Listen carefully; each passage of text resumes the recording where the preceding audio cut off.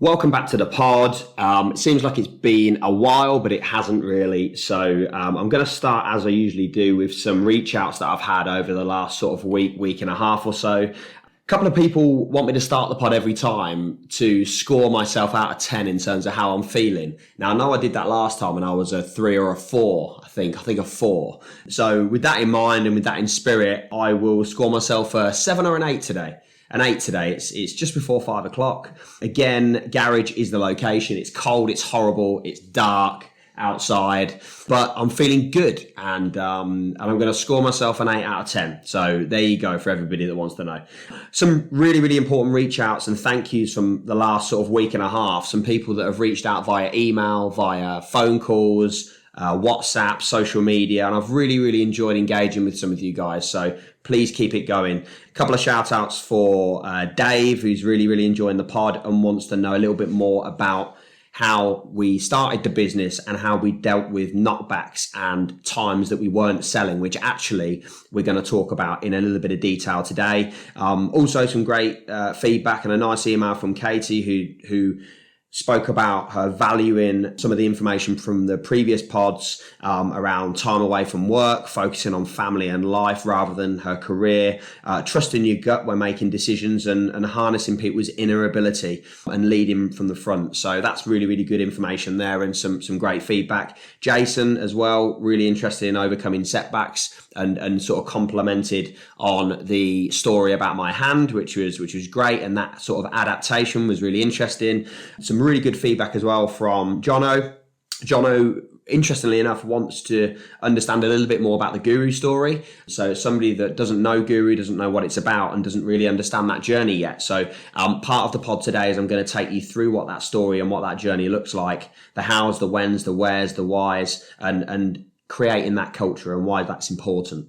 Also, I had a great call in the last sort of week and a half with James. James is somebody that I used to play football with. Haven't spoke to him in about 17 years. He's running his own business now, doing really well. Got his family. He's been enjoying some holidays recently in some pretty exotic locations, which was really nice to hear. And we sort of spoke about coaching, leading through coaching, culture, and again, juggling family and work, personal life together whilst running a business. So that was really interesting. And across all those conversations, I probably took 10 to 15 pages of notes, which was great. And it was really good to connect with different people in different ways that I haven't spoken to in a long time. And also some people that I haven't actually spoken to before, which was really interesting and great. So listen, that's the reach outs done. Without further ado, I'm going to get on with episode 4 of The Silent Entrepreneur by me, Arran Curtin.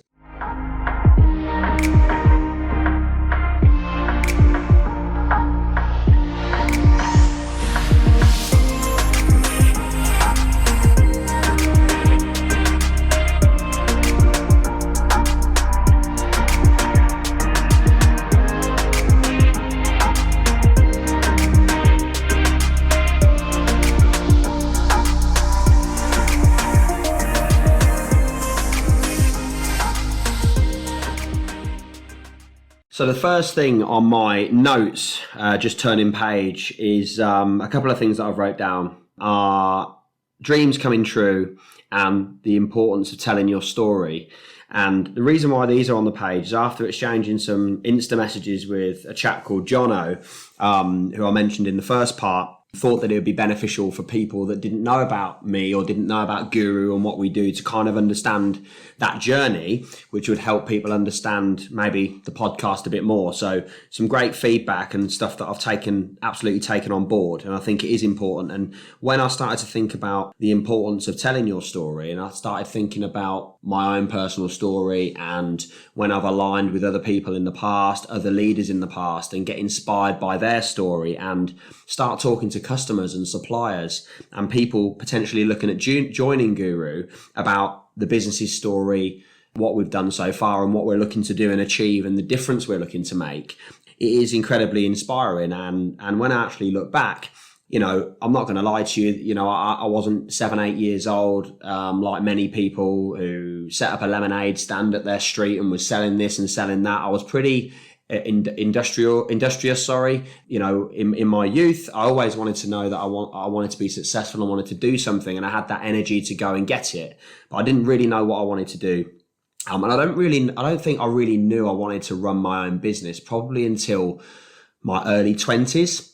And I didn't really start thinking about the possibility of doing it probably until my mid 20s, I would say. So, my history was in cold calling and door-to-door sales in my early years. I then had a couple of years working for a large bank, and experience in the financial sector. I then had a little stint in recruitment, which was quite enjoyable and interesting. And I found that I could use a lot of my skills from my door knocking and my cold calling days in that particular role, which was good. And then I started in telecoms, and I ended up being in telecoms for a business for 9 years, about nine and a half years. And after going through various different leadership promotions and targets being hit and a lot of learning and a lot of experience, some good, some bad, that sort of nine and a half years developed my love for the telecoms industry and communications, and gave me the platform really to start learning more about business, more about people, more about building teams, more about learning and experience in different situations. So after going through from a telesales agent up to customer services director, sales director, towards the end, that business was then sold, and I stuck around for a year, 18 months, more or less not for me really, just to make sure that the new business looked after the people that were employed in the old business.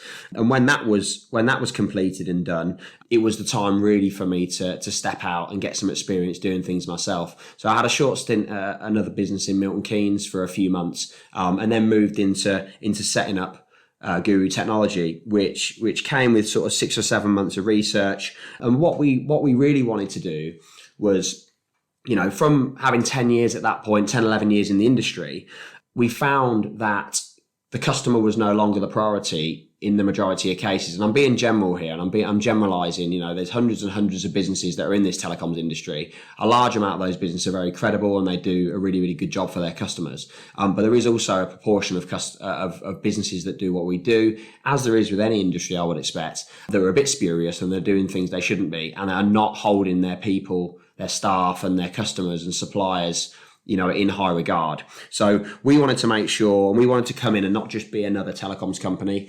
We wanted to come in and move that power shift back from your big players like your BTs and your Vodafones, and move that flexibility and service and power back to the customer. I mean, we're in 2022 soon, and we're, when we started the business was about 2.5 years ago. So, even then, the amount of horror stories that you hear around businesses not looking after people, businesses not putting the customer first, businesses not looking after what they need to and what's important, and just looking after themselves.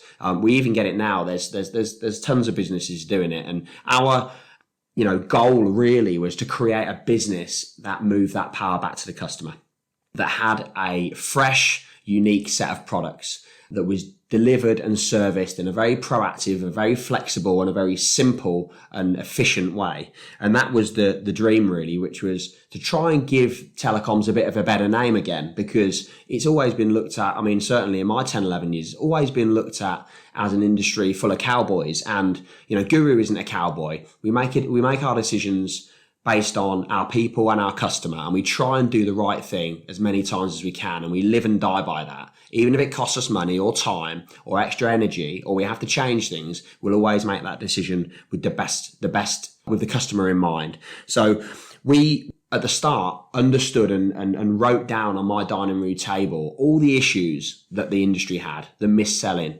the power shift, the limited product set, the poor service levels, the lack of flexibility, and the fact that the only people that really, really win in this industry are the big players and the big networks, not the small companies and not the customer.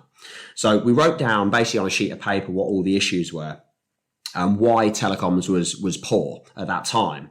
And then rather than actually trying to fix those issues, we challenged ourselves a bit more and decided to look at products and services and ways of contracting our customers and ways of doing things and ways of servicing our customers that not only fixed the problem, but actually we could create those issues into USPs for our business. So we took it a step further. Rather than fixing the issue, We wanted to champion those elements and challenge other businesses in this industry to do the same.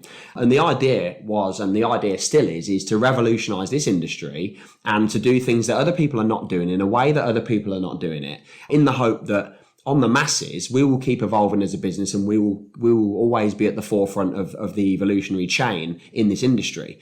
But other people will also have to follow suit, because that is then the standard. We need to set the standard of customer management. We need to set the standard of product, flexibility, what that looks like to a client, service levels, all of those things. So that was kind of the idea, really. And over and above that, we wanted to do it in a way that we had fun. We wanted to do it by building a brand that we can be proud of. We wanted to do it by building a unique brand, a different brand, and being unique and different in the industry. We wanted a personable brand. We wanted a brand that looked friendly, that was, aimed probably at the small to medium business marketplace. So that's what we wanted to do. We wanted to create a company that embodied a culture of morals, people-orientated culture, a DNA that would survive the test of time, a DNA that doesn't just sit on a wall on a poster to be looked at every now and again and referenced, a DNA that is lived and died every single time in that company, every single day. And every time we make a decision, we're making it subconsciously based on the company DNA and the ethics around looking after a customer properly. Upon the setup of the business, a wholesale business like ours, you would normally need hundreds of thousands of pounds to go and set that up properly and make a good go of it. We didn't have that money at the time. So we took a very, very modest loan from my brother. And I'll always be grateful for his faith in us starting this business, because without him putting the faith into putting a bit of money up at the start, we just wouldn't have been able to start, and we wouldn't have been able to do it. So, big kudos to Jamie in helping us get off the line there. And also at the start, there was assistance from my other family member, Pip, my older sister. She also got us going with some work at the start, which we, just simply without those two family members, we just wouldn't have been able to get going properly. So, really appreciate you guys doing that if you are ever going to listen to the podcast. But at the start, in the first sort of 3 to 6 months, we were absolutely selling to survive. We didn't have the systems and processes. We didn't have the supplier relationships in place properly. We were embarking on a journey of something we've never done. We were super, super excited. We knew we were onto a winner. We knew we had confidence in ourselves, but we didn't really know everything. We needed to learn about finance. We needed to learn about gelling a business together, growing a business, marketing, all these different things. And we needed to do it ASAP, because we've got bills to pay at the end of the month and we don't have any income coming in to go and pay them. We need to pay ourselves, but we don't have any income guaranteed. So really, for the first few months, we were selling to survive. It was 16-hour days. It was 6 to 7 day weeks. It was, I was doing bill runs between 1 and 4 twice a month, 1 and 4 a.m. We were servicing customers, processing deals out of hours. We were selling in the day. We were really looking at maximizing our time between 9 and 5 to try and speak to as many people as possible and try and engage customers with our solutions, from a cold call all the way up to a face-to-face meeting, a video, and further on from there.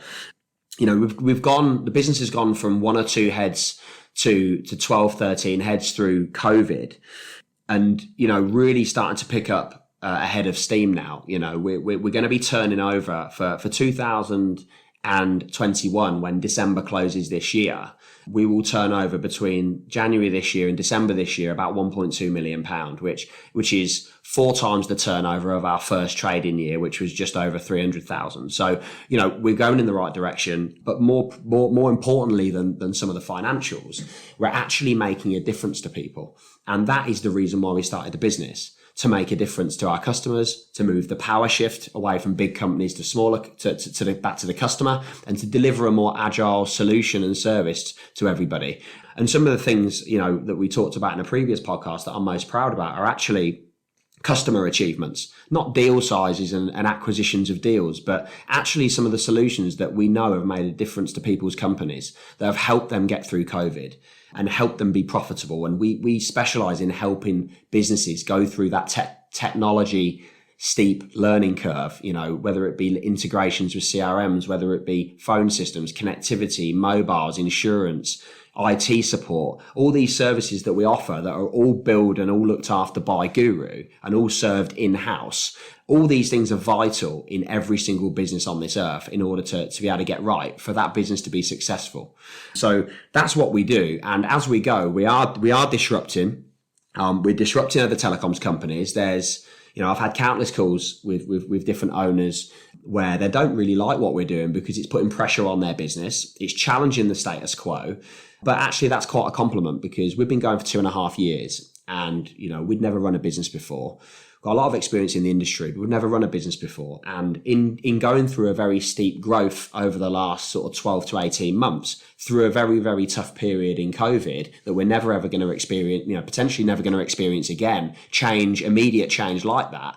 It is a challenging period, and we've survived, not only survived through that period, but we've actually thrived through that period, and we've grown through that period. And at no point that, during that period did we put anybody on furlough. There was no jobs at risk. We worked through that period. We adapted. We worked hard. We kept together, and we kept making decisions as part of our DNA of our company, and we moved the business forward. And now we've got bigger companies that are turning 50, 60, 70, 80 million, 90 million pound turnover companies that I know from knowledge of the industry are having conversations about what we're doing, which, it's got to be a compliment.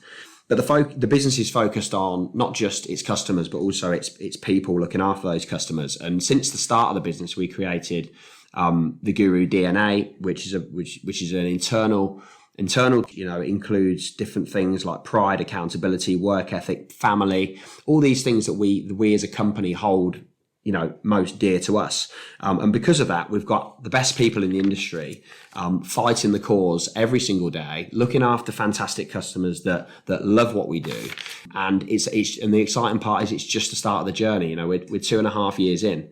In 5 years, we will be a different business to what we are now, but we absolutely will be the same personable, DNA focused, customer focused, people orientated company that we are today. And the day that changes is the day that the doors need to shut. But that day won't ever be happening, really. And that day, that we do shut the doors is years and years to come. And I hope it never comes. So that hopefully will give you a bit of an indication of what we're doing, and hopefully answers your question, Jono, in particular, in terms of you reaching out to me recently about that. And also just off the back of that, in terms of what we're talking about storytelling, that's a very, very brief, story about what Guru do, how we operate. It scratches the surface and it doesn't cover. There's a few things that probably I've missed out there just thinking off the top of my head, but in the importance of storytelling for a business, for me to go into a meeting and pitch what we do is really, really easy. And to pitch it with passion is really, really easy, because we've got hundreds of customers that we serve really, really well, that are really, really happy with us. We've got staff members that are happy and progressing in their own lives and are comfortable and happy with what they're doing. To go into a customer, a new client, and pitch Guru and what we do and what difference we can make, and to enable that customer to get excited about our journey is really, really powerful. And every single customer that we onboard is a customer closer to pushing and revolutionizing this industry. And for this industry not to be looked at full of cowboys, but to be looked at as reputable, personable, agile, flexible companies that are there to support other businesses in the UK. So the next part in the notes that I wrote down here is how to deal with severe rejection. It's a really, really interesting topic, and it's a topic that I know a lot about in loads of different elements, really.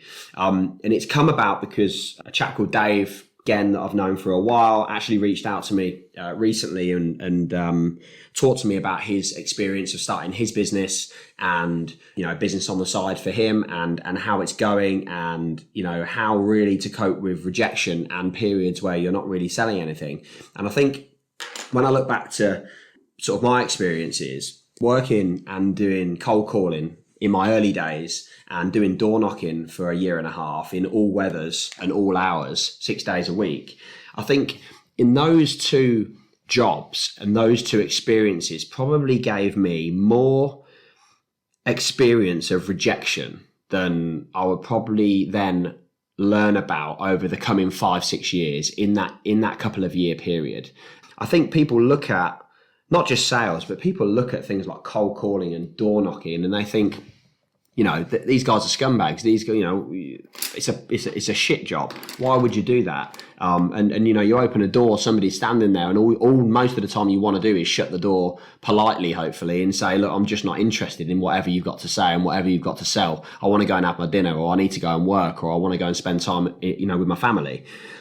When you get a cold call, 90% of the time, the first thing you think of is, I just want to get them off the phone. I want to get rid of it. So the amount of rejection you would get, and just to give you a bit of an example, I was dialing and making about probably 300 calls, 400 calls a day when I worked doing cold calling in a call center. And also it wasn't B2B, wasn't business to business, which you'd like to think you get a bit more of a professional no when you get a no. It was B2C, so business to consumer. We're calling households anywhere between 8:30, 9 in the morning and 9:30, 10 at night. So you can imagine the reception you're going to get if you wanted to.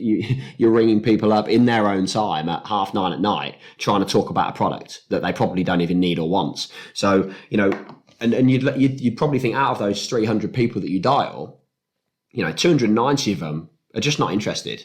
5-10 people may be interested. They might move on to the next stage and you might qualify them and you might be able to book an appointment or you might be able to sell something. But the lion's share are just not interested or they don't want to listen to you. And out of those sort of 290, I would say there's probably at least 20 or 30 a day that will probably get abusive, tell you to fuck off, that tell you to leave me alone, never call me again, and all this sort of stuff that you get. If I take that stage further and I think back to my time doing door to door, even though we were promoting charities and we were getting people to sign up for direct debits for charities, you would go and probably knock on a couple of hundred doors a day, and the ratios are very, very much very similar. You might get 6-10 people interested if you're any good, but the amount of people that you'd get that would face to face, I don't think there's any rejection in a sales capacity or a service capacity that you can get that's harder to take than knocking on a door at 9 at night when you've probably had the rain coming down on you all day, you haven't eaten anything,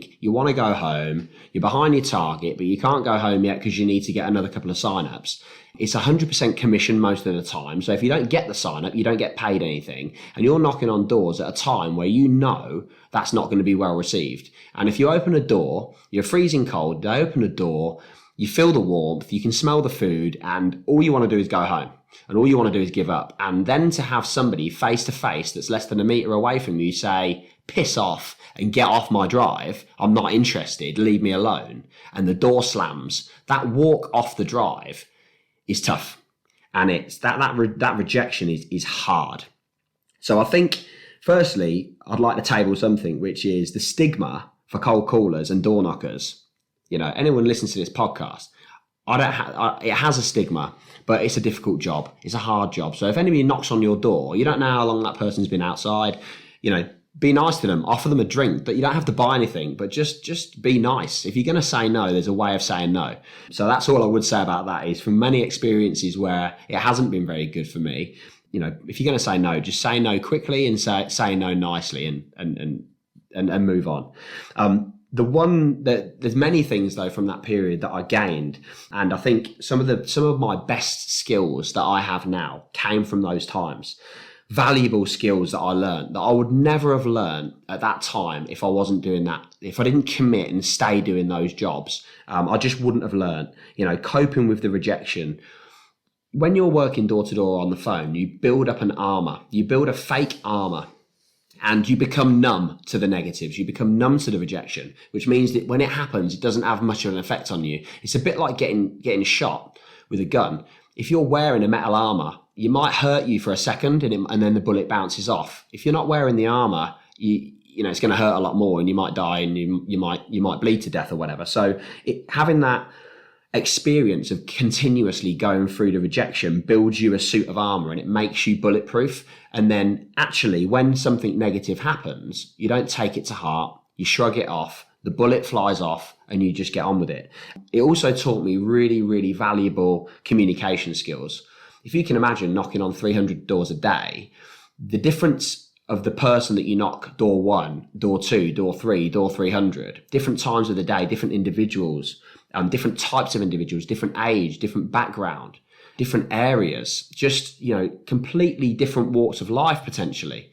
Like you could go from one area to another and get a completely different individual when they open the door. So the ability to communicate with different people was amazing, and to get the opportunity to do that 300 times a day, that's only going to do somebody good. But obviously going through that is difficult with the rejections. But I think that communication element of that particular job was vital. Working as a team, things get hard. You rely on other people. You rely on yourself to keep you motivated, but you also rely on your team, people that are working with you, to kind of buzz you up and get you going.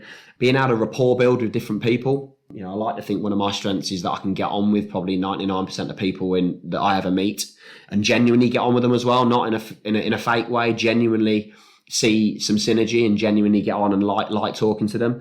I think that has specifically come from this. And also, more importantly, probably than any of that, is the ability to listen. The ability to ask a question and listen to an answer, gauge a response and ask another question, and just listen and learn. So I think, going back to the start of this topic, I suppose, dealing with that rejection, I am very, very well placed to advise on dealing with rejection.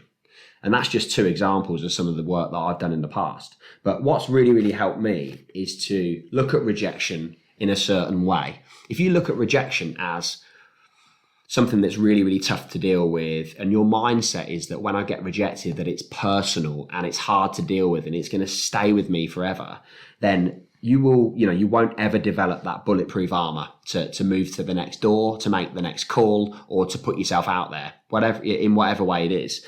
The way I've always looked at rejection is I'll turn rejection into a game. And I'll give you an example. When I was door knocking, I know I would get a few people every single day that told me to piss off. So one of the girls that I used to door knock with used to say to me, I've been told to F off, I've been told to bugger off, and you could see their demeanor just diminish, the confidence just was draining from their face and their persona and their body. And I used to turn rejection into a bit of a game. So rather than me going out and targeting myself to sign up 10 people, my target for the day, and I'd write it on the back of my notepad, would be to get 10 people to tell me to piss off. That would be my target. So subconsciously, my mindset, I'll go and sell the deals anyway. I'll go and sign people up anyway, because I felt that I was confident and good at what I did and I can talk to people well. So I knew achieving a target was a byproduct of just knocking the door. But along the way, I either drag my negativity away along with me in terms of my rejections and situations, or I use it to my advantage and flip it. So I decided very early in the game to flip that negativity. So every single time I got someone that told me to F off or bugger off, or that was offensive to me, I would tick that off the back of my sheet, and I would have 1 to 10 on the back of that notepad every single day. And my goal wasn't to sign up 10 people. My goal wasn't to knock that many doors. My goal in that day, perversely, was to get 10 people to tell me to bugger off. That was my goal. So when I got one, I walked off thinking, great, one more close to target, tick, onto the next door, onto the next call. So I think dealing with that rejection, a lot of the time, is about mindset and how you understand what actual rejection is. And I think if you can look at rejection and flip it and actually have some fun with it, I think it makes it less hard to take and actually can motivate you. I also think people take it really, really personally when people reject them and when people say no to things. Most of the time it's not personal. It's just that they don't want to do it, or they're not interested in something, or they haven't got the time. It's never, I would say, never personal. And I think that sometimes you can take it personally because you're emotional because you've been knocking all day. You're tired. You're exhausted. You haven't had any food, or whatever it is, or you haven't sold anything in a while, or whatever the situation is. But it's not personal. It's the same as if you go on a date. If someone's not interested, they're not interested. It's not personal. It's just they don't find you interesting enough. They're not interested in your chat, or they don't find you attractive. It doesn't mean that somebody else isn't going to find you attractive. It doesn't mean you're not attractive. It doesn't mean you're not an interesting person, but that particular individual didn't tick the box. You didn't tick the box for them. So don't take it personally. Just move on. Go and find somebody else. And there's a person out there for everybody. And it's the same with your personal life, with things like dating. It's the same with sales. just because one person doesn't go for it doesn't mean that 10 other people next won't go for it. And I think it's just about that overthinking. I think people tend to overthink and take rejection personally. So I think going off the back of the first point about being bulletproof and turning that rejection, I think you just need to not care as much. And when somebody rejects you, maybe you can learn something, maybe you can do something differently next time, but most of the time it's not personal. So just shrug it off, move on, and just go again.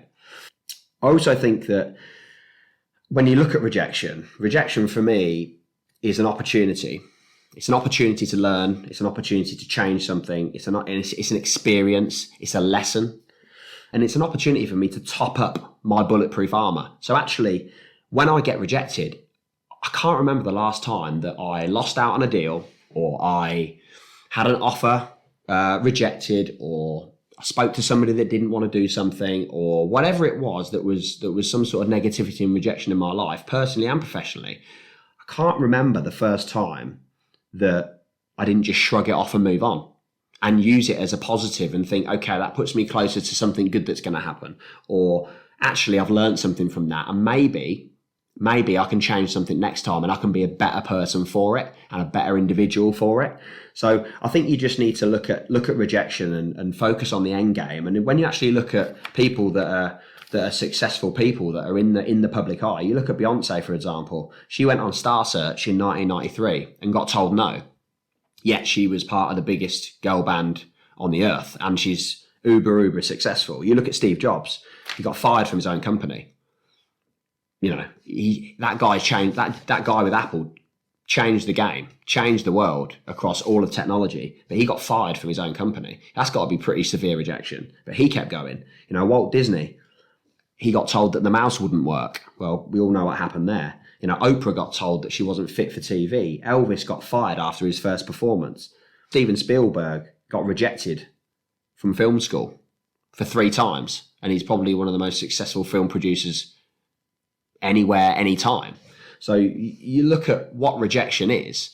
You've got to look at rejection and flip it up. And in my opinion, I think, just to go back onto those 3 main points, is, turn rejection on its head, have a mentality change, see it as a learning curve, an experience and an opportunity. Don't overthink it, because it isn't personal. And if you can do those things, you'll probably find 20-30% more energy, time and effort to go into filling those spots where you might not be selling. And actually, a lot of the reason why people don't sell is because of the mentality of that individual. It's because they've given up. It's because they're not bulletproof. It's because they're not being positive. And what you'll find when you flip that mentality and mindset, you'll find that good things start to happen. And that's not luck. That's just because you're doing the right thing. And mentally, you're in the right place to push things forward. And you're doing a better job for yourself personally and a better job for your company. So the next element I had written down was, you need to be a clown. So I'm not looking for a career change, don't worry. And I'm not a very good juggler. I can't juggle more than 2 things for about more than 20 seconds. So, it's not about that. But when I say about being a clown, it's about juggling life.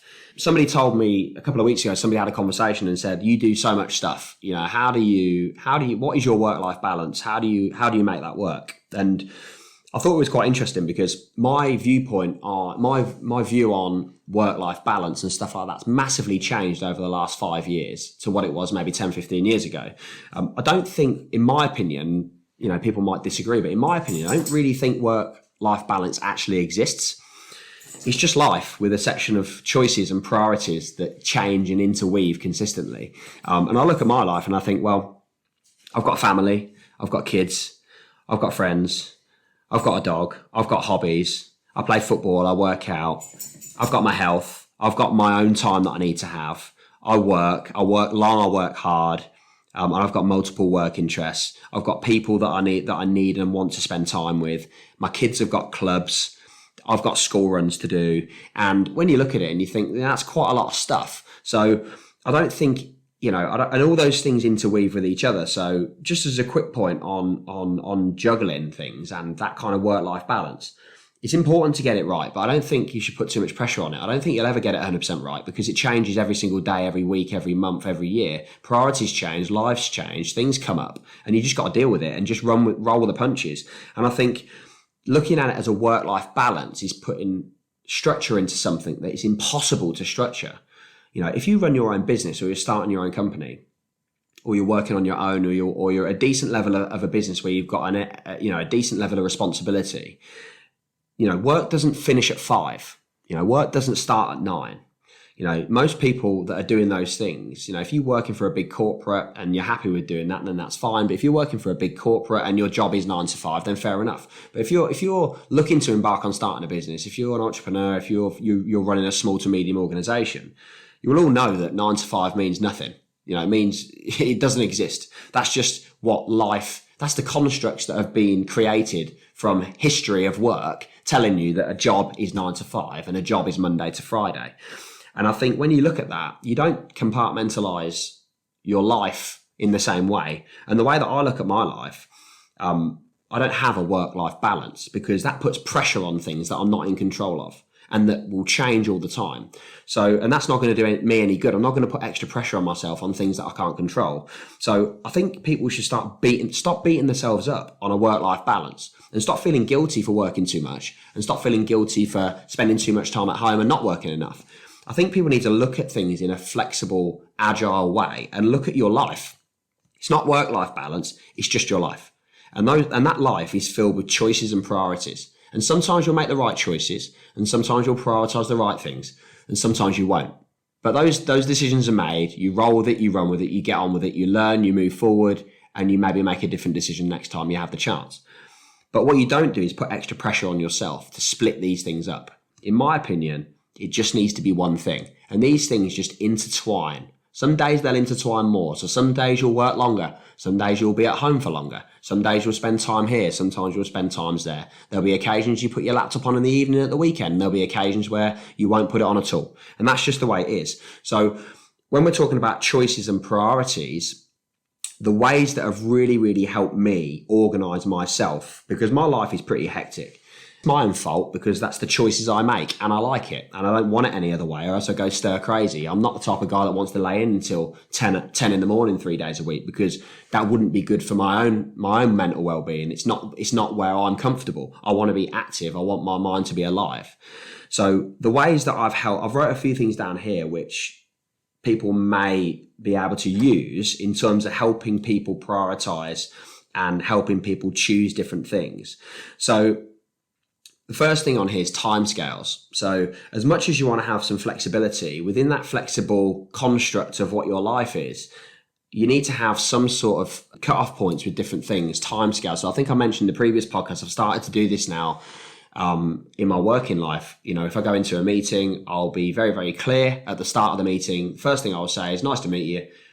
I've got a hard finish in an hour.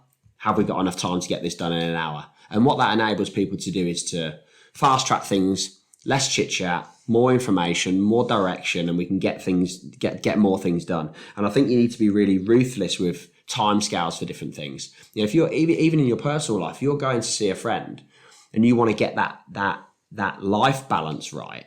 If you're going to see your friend, you don't have to have a hard stop, at the start of when you see your friend at the pub and say, I need to be gone in an hour. But in your mind, is there other things that you could be doing? Is there different things that you could be doing after this meeting with a friend?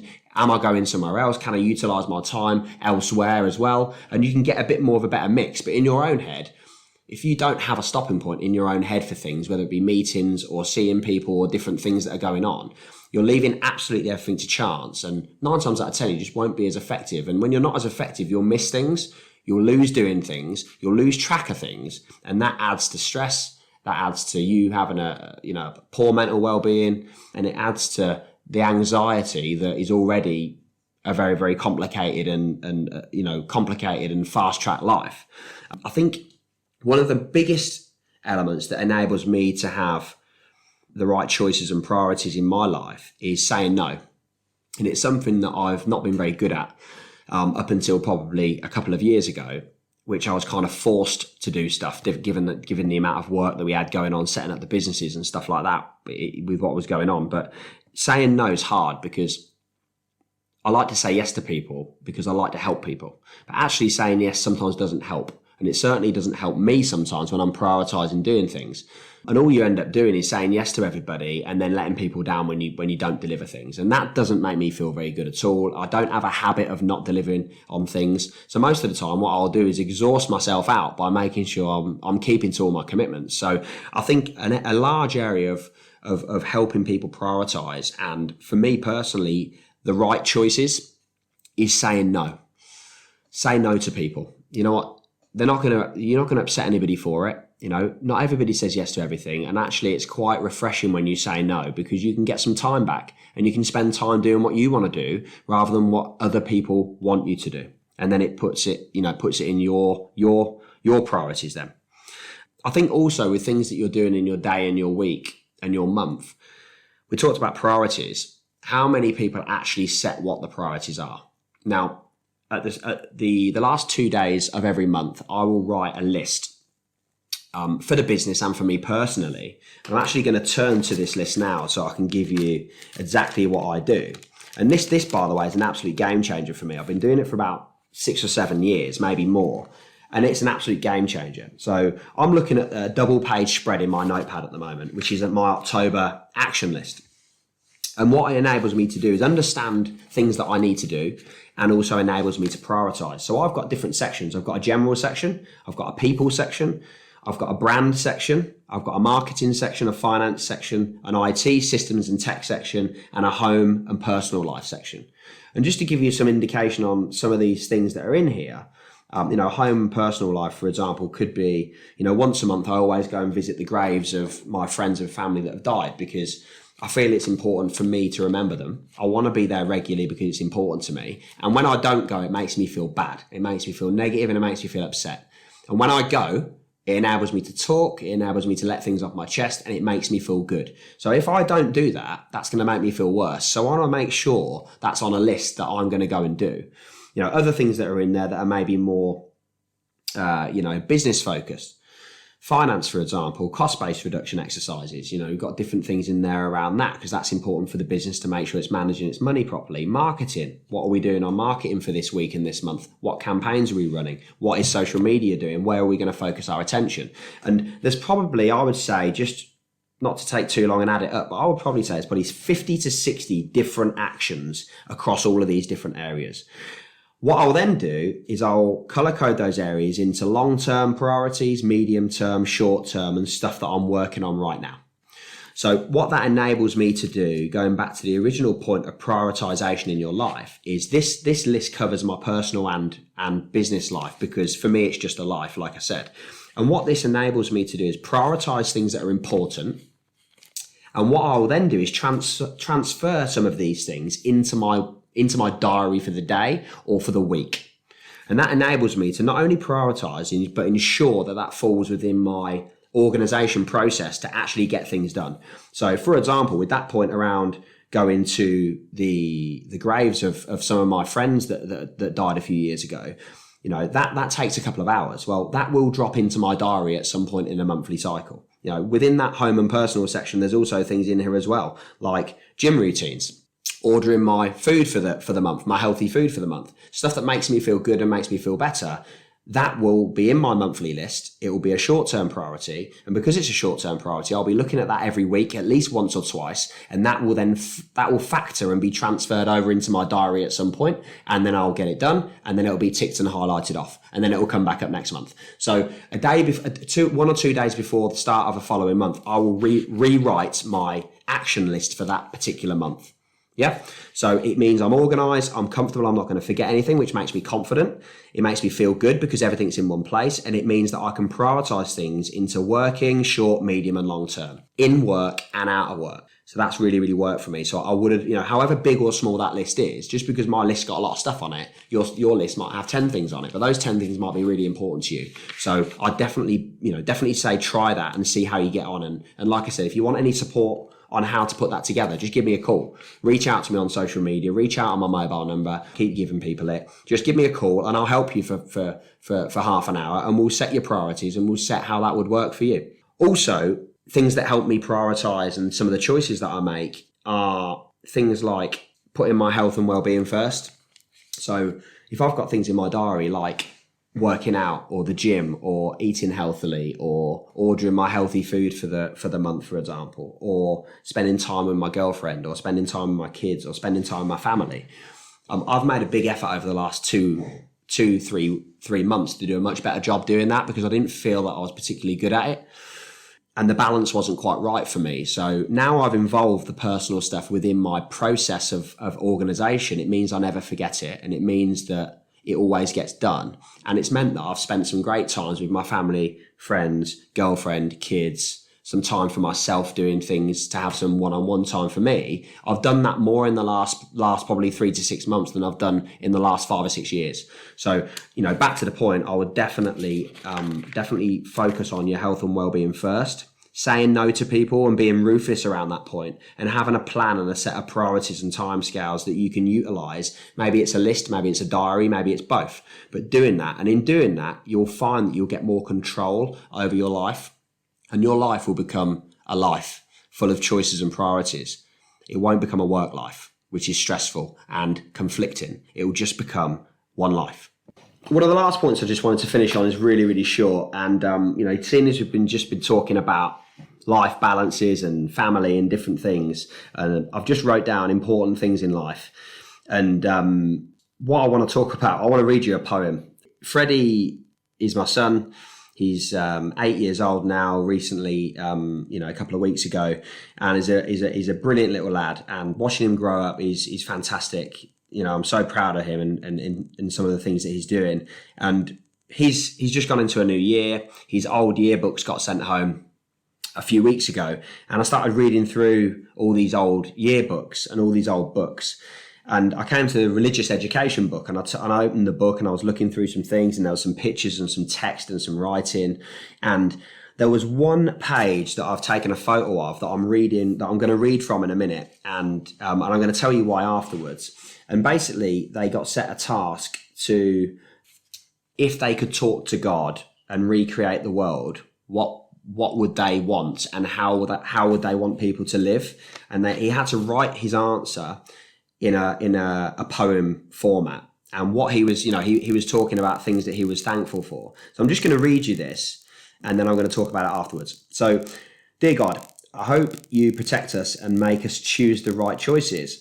Thank you for creating us and the whole world. Make more people and make more animals. Help the world by making people more kind and more helpful, and make it more peaceful. Make more food for people that haven't got any, and make more books to read. Amen. So I read that, and I'll be honest, I cried a bit. Reason for it is, it's nothing about the grammar. It's not about his handwriting or anything. It's just about some of the simple things that he's wrote in that very, very short poem that he probably doesn't even comprehend at his age. Talking about, being kind and being helpful and creating food for people and reading books and being thankful and making more people. I just think that when you actually look at what is important, it made me think, when you think about what is actually important in life and what kids bring to the table for you is, and both my children, both Faith and Freddie do this, they don't know they even do it, is kids simplify things. Kids ask questions and simplify things. And some ideas that we've had for the business and some things that I've done personally have come because my kids have said, why don't you just do that, Dad? Or why don't you just change that, Dad? Or why doesn't it look like that? Or why don't you just operate like this? And they have no idea around the business, my life, work. My daughter's 16 in a couple of weeks. My son's 8. They're not there yet. They're growing up way too quick, and they don't have that life experience. But sometimes kids simplify things in a way that just dumbs things down so simple that it has to work and it has to be right. And actually, when you think about some of the things that he's mentioned there, about choices, picking the right choices, creating a world with better people and more animals and helping people and being kind and helpful and peaceful and more food for people and more books to read, to learn, I'm very proud that my son has already starting to develop foundations of beliefs associated with things that are genuinely important in life. And I think for me, I'm looking at that and thinking, he wants to read. He wants more books for people to read. Already he's understanding the benefit of reading and learning and taking in information. Even if it's subconsciously, he's still understanding these things. Make more food for people, generosity, animals, people, choices, all the things that we've just spoken about today around different choices around work and personal lives and balances and things like that. I just think that little poem, that 20-second poem was just absolutely bang on. And I just wanted to talk about that because I'm super proud of it. And the point on from that is that, kids do really simplify things. So sometimes if you're really, really in the shit and you don't know what to do, ask a kid. See what happens. You'd be surprised. And lastly, before I go, guys, I wanted to just give you a bit of information about what's happened with the next podcast. So, next podcast is going to not just be me. There's going to be somebody else on it. Hey, I hear you say. But no, it's going to be fantastic. It's going to be the best podcast that we've done. I'm not going to give you too much information, but the individual that we've got coming onto the podcast has gone from nothing to something in a very short space of time. He's super successful in his personal and his business life. And you absolutely need to listen to that journey. You need to tune in. I spent half an hour, 40 minutes with him the other day. I've known him for a long time. And, I've known him for 17 years and I wrote 3-4 pages of notes from being with him for half an hour. Super inspirational. His story is absolutely fantastic and you need to tune in. So I'm not going to give you too many details, but I wanted to let you know that the next pod is going to be slightly different. It's going to be a dual effort, and that you absolutely don't want to miss it. But before I go, thank you for all the shares and the follows and the reach outs over the last couple of weeks.